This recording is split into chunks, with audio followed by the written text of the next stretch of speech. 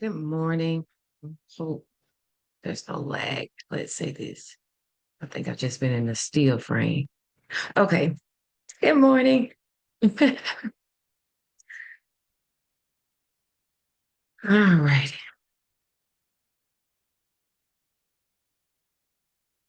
Good morning.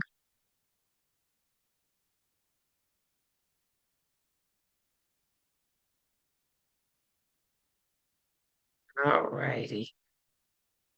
We are live. Good morning. Good morning. Happy Mother's Day to all you amazing, wonderful women. I'm looking cross-eyed to see if it's live on my phone. But good morning.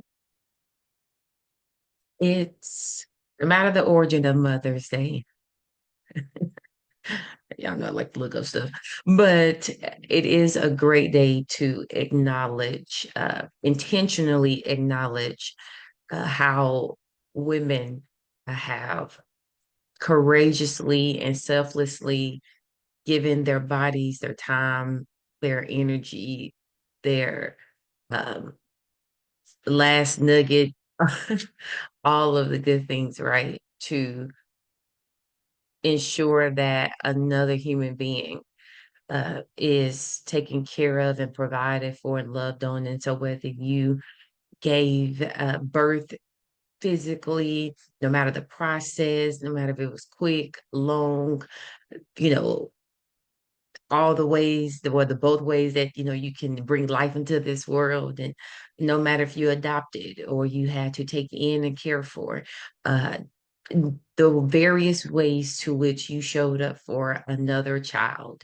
Uh, Thank you and happy Mother's Day. So I am going to ensure that we're recording, and I'm going to go ahead and get started. And if you are on here, please let me know. All the ways, both ways that okay, so I'm live, yay.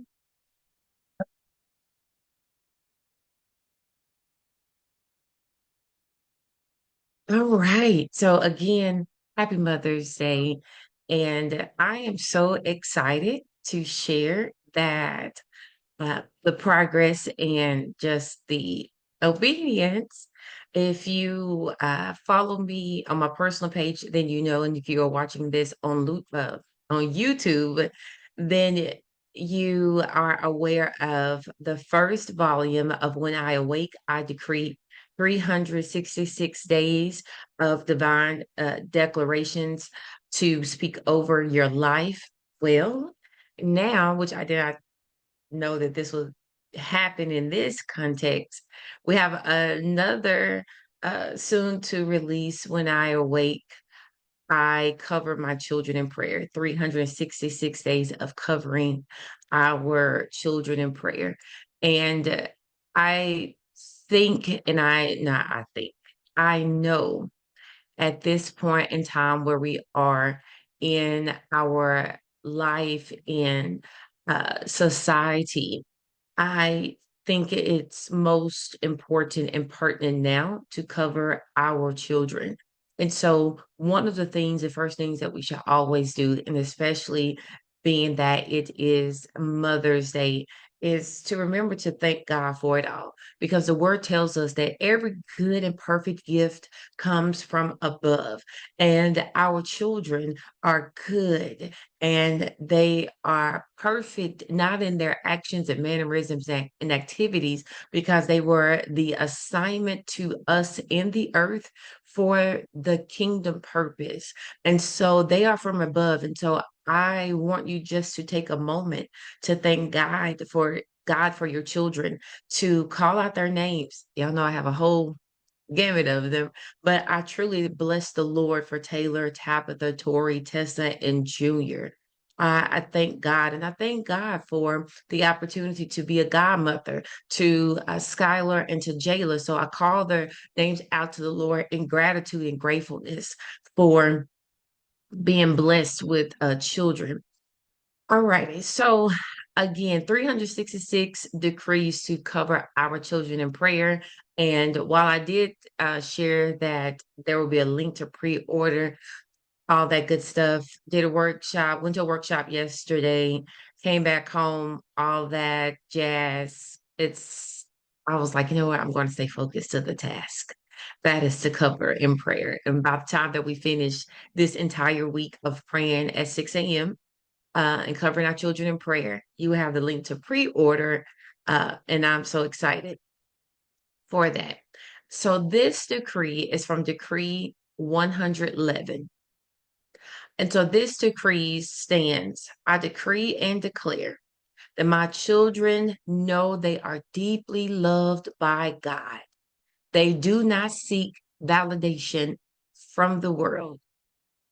And this decree is anchored in John 3:16. And I know that it is a very familiar passage that for God so loved the world that he gave his only begotten Son, that whomsoever should believe in him should not perish, but have everlasting life. For God so loved the world.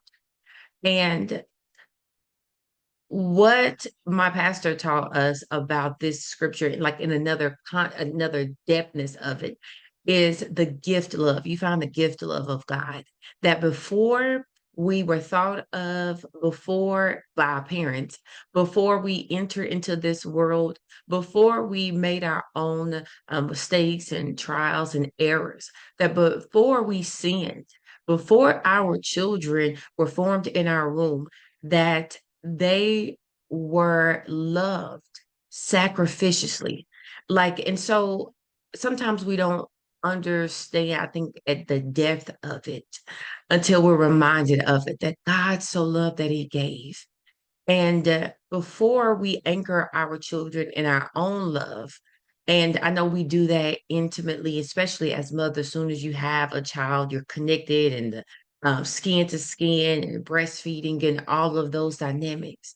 But as they mature and age, one of the things, while we demonstrate God's love to them, especially as mothers, I believe it is so important for us to say, but let me tell you why I love you. Let me share with you where true love comes from. Before we teach our children to what to avoid in this world or about hate, and especially if you live in certain areas. I live in the southern region of the United States, and it's amazing that I don't know, especially if you're young and you're African American, it seems that you can hear more about hate first than you do love. Uh, and we need to just have an intentionality to reverse that.